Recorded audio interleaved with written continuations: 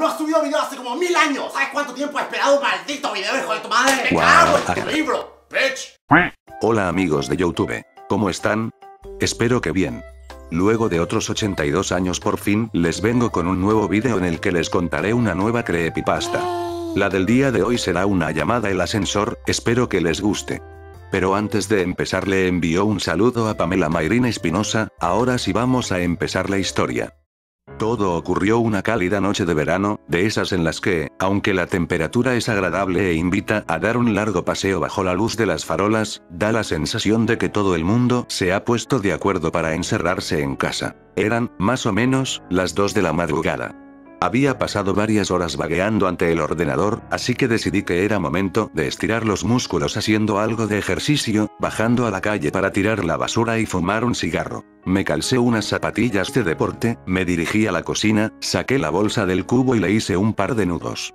Tras cerciorarme de que no olvidaba llaves, mechero ni tabaco, cerré la puerta del piso y me dirigí escaleras abajo.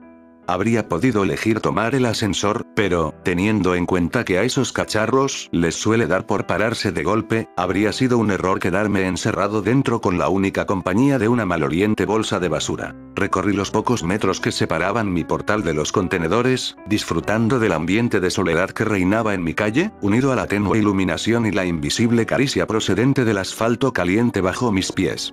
Tras meter la bolsa en uno de los cubos, volví a mi portal y, antes de entrar, encendí un cigarrillo, disfrutando de cada calada mientras oía en la distancia el sonido de ambulancias y coches acelerando. La banda sonora que suena de fondo cada noche en la gran ciudad que es Madrid. En tanto daba buena cuenta de mi cigarro, eché un ojo al gran edificio de viviendas que esperaba mi regreso. Un bloque levantado a finales de los años 60, con paredes de ladrillo rojizo, 6 alturas y una planta de garaje bajo sus cimientos, similar a los cientos de edificios que, en aquella época, el Ministerio de Vivienda construyó en toda España.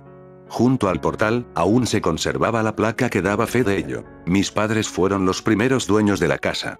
Tras el paso de los años, su afán ahorrador les permitió hacerse con un chalet en las afueras, por lo que yo, siendo hijo único, tuve la suerte de pasar a ser el dueño, y único habitante, de la vivienda. Cuando acabé el cigarrillo, tiré la colilla al suelo y entré en el portal. Por un momento, pensé en subir andando hasta el 5.º piso, donde vivo, pero la vagancia pudo más, así que llamé al ascensor. Cuando este llegó a la planta baja, entré en el habitáculo. Una de las curiosidades que tenía aquel edificio, era dicho ascensor. No todos los bloques de viviendas de la época contaban con uno, y se consideraba una mezcla de lujo y suerte el poder llegar a casa en uno de estos chismes cuando se levantó el edificio. Esto hacía que la estructura fuese algo vieja. Sus paredes, sus espejos y su cuadro de botones tenían más de 50 años. Lo que más me llamaba la atención de este último detalle, era el correspondiente al garaje. Había un botón para cada piso, excepto para el sótano, en cuyo lugar había una cerradura. Todos los vecinos teníamos copia de la llave. El motivo era, según los constructores, evitar que el cálido garaje se llenase de mendigos por las noches. Miré aquella cerradura con curiosidad. Aquella vieja cerradura. Entonces, una idea se me pasó por la cabeza. En lugar de pulsar el botón del 5.º piso, eché mano al manojo de llaves que había en mi bolsillo e introduje la llave correspondiente. Para acceder al sótano, había que girar la llave hacia la izquierda, pero, ¿qué ocurriría si la giraba hacia la derecha? Hice la prueba. Nada. La cerradura hacía tope, como era de esperar. Cabezota de mí, volví a intentarlo, girando con más fuerza. Con mucha más fuerza. En ese momento, de forma inesperada, la cerradura cedió, poniendo el ascensor en marcha. Sorprendido ante aquello, fijé los ojos en el indicador luminoso. Mientras el ascensor descendía, aquel pasó de mostrar un 0 a mostrar un 1 negativo. Pero, llegado a este piso, el ascensor no se detuvo. Durante casi un minuto, el trasto continuó bajando, traqueteando y rugiendo como de costumbre. El indicador luminoso mostraba 2 guiones intermitentes. Entonces, de repente, el ascensor se detuvo y su puerta se abrió. Ante mis ojos se extendía un largo y estrecho pasillo, apenas más ancho que el propio ascensor. La iluminación procedente del interior de este, no bastaba para iluminar aquel pasillo, que era engullido por una tenebrosa oscuridad, y no se apreciaban escaleras que llegasen allí desde un piso superior. «Hola». Mi voz retumbó por las paredes y desapareció en el oscuro espacio. A pesar de que la situación me imponía algo de respeto, la curiosidad ante el nuevo sótano recién descubierto pudo más. Decidido a investigar aquel lugar, encendí mi mechero y abandoné la protectora luz del ascensor. Me giré por un momento, y vi que, en aquella planta, no había botón para llamar al ascensor, sino una cerradura. Mosqueado, continué avanzando hacia la oscuridad. El ambiente era denso y húmedo, acompañado de una ligera fetidez.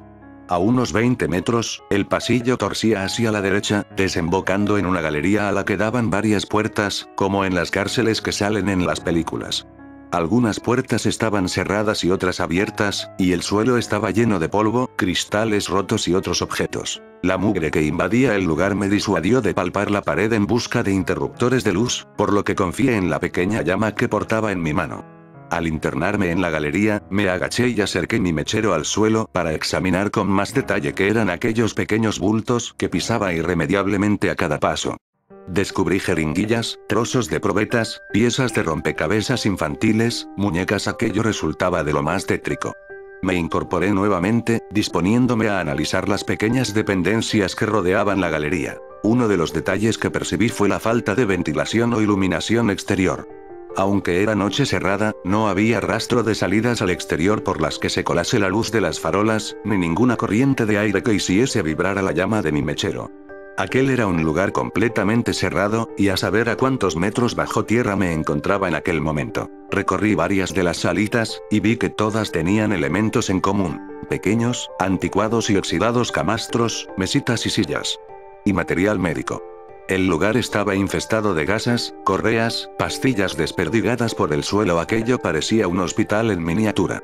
Un hospital antiguo y fantasmagórico, detenido en una época pasada, en el que la acumulación de polvo es el único indicador del paso del tiempo. Aún me arrepiento de entrar en una de aquellas dependencias. La luz del mechero mostraba, sobre el mugriento colchón, un bulto del tamaño de un ser humano, envuelto en ropa de hospital. Me acerqué sigilosamente, temiendo lo peor, y arrimé el mechero al gran objeto. El aumento de luz mostró una escena horripilante. Rodeado de heces y manchas de orina, se mostraba ante mí un cadáver humano en posición fetal que me daba la espalda. El hedor era insoportable. Reprimí una arcada mientras permanecía en cuclillas ante aquella dantesca escena. De repente, el terror invadió mi cuerpo. Aquel cuerpo se giró de forma brusca y, lo que en principio había clasificado como humano, mostró ser algo diferente, indefinido e indescriptible. El cuerpo de aquel ser estaba cubierto de llagas y heridas. En lugar de manos y pies, sus extremidades se encontraban rematadas por muñones violáceos, y extrañas deformidades y bultos recorrían su tronco, dándole un aspecto monstruoso. Pero lo peor era su rostro. Sus ojos, grandes e inyectados en sangre, estaban protegidos por unos párpados abultados y sin pestañas. En lugar de pelo, su cabeza poseía infinidad de cicatrices y grapas que partían desde sus pobladas cejas y sienes y se perdían hacia su nuca.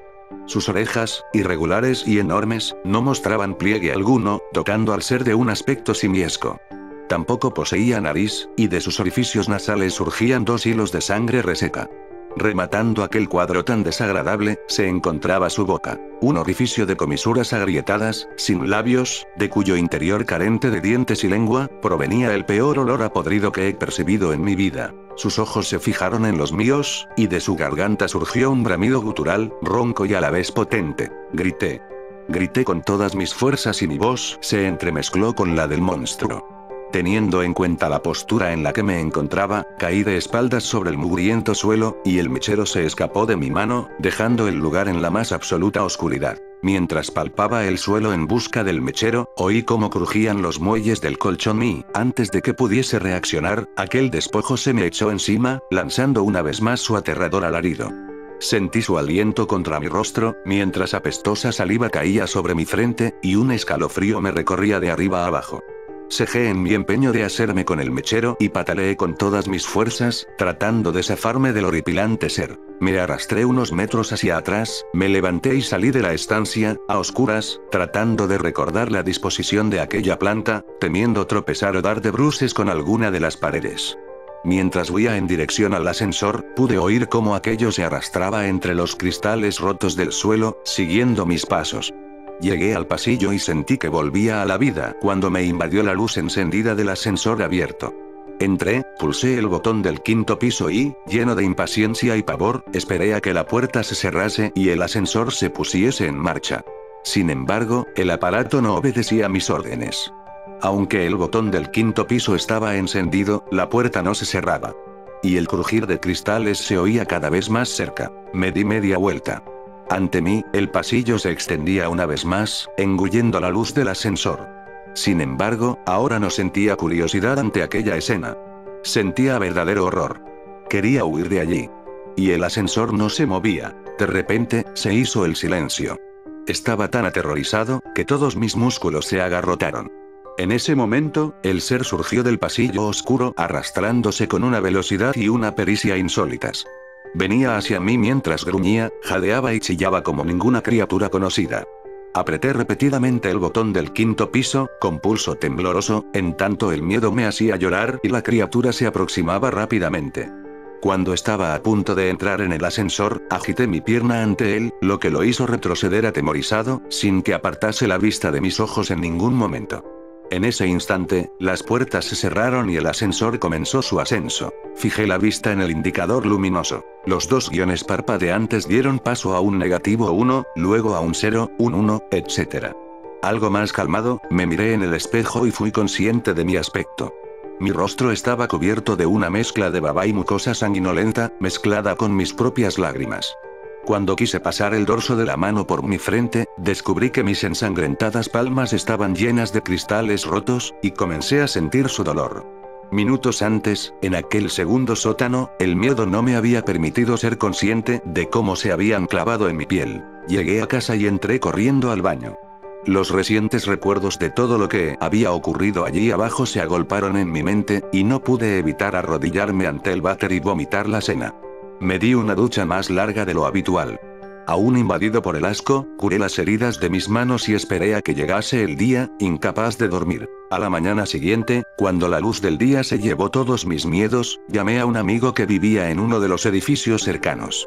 Dicho edificio era similar al mío, construido en la misma época, con la misma planta y con un ascensor exactamente similar. Tras contarle la historia y soportar sus burlas, me aseguró que haría la prueba en su ascensor y que me llamaría para contarme qué había ocurrido en su caso. Esperé su llamada intranquilo y, a los pocos minutos, sonó el teléfono. Era él, y su voz sonaba entrecortada y temblorosa. Bajo su casa también había un segundo sótano, húmedo y maloliente. Sin embargo, él no se había atrevido a adentrarse, y no tenía intención de hacerlo. No pienso volver a coger ese ascensor en mi puta vida, eso fue lo que me dijo. Y la verdad es que su opinión coincidía al 100% con la mía. A pesar de nuestros temores, nos decidimos a investigar sobre el asunto.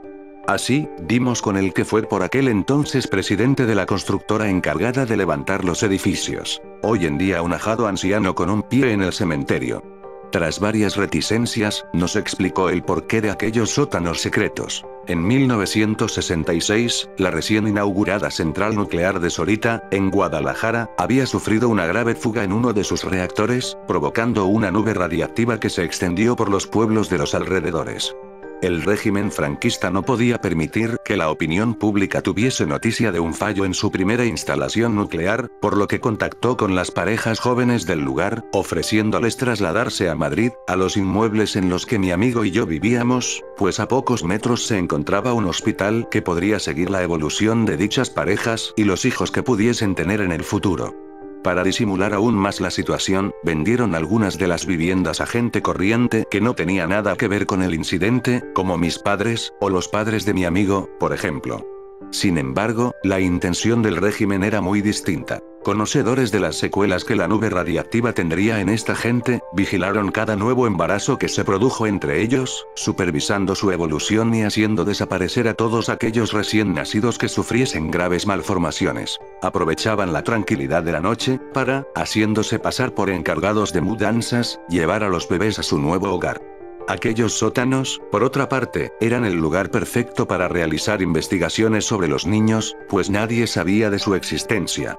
El propio mecanismo de los ascensores se había mantenido en secreto, recayendo la tarea de llevar a cabo revisiones y reparaciones entre técnicos elegidos por el propio régimen. Y una trampilla que solo se abría cuando el ascensor sobrepasaba el garaje, ocultaba el segundo sótano a quien hubiese podido asomarse al hueco. Sin embargo, tras la muerte del dictador Francisco Franco, se canceló aquel proyecto.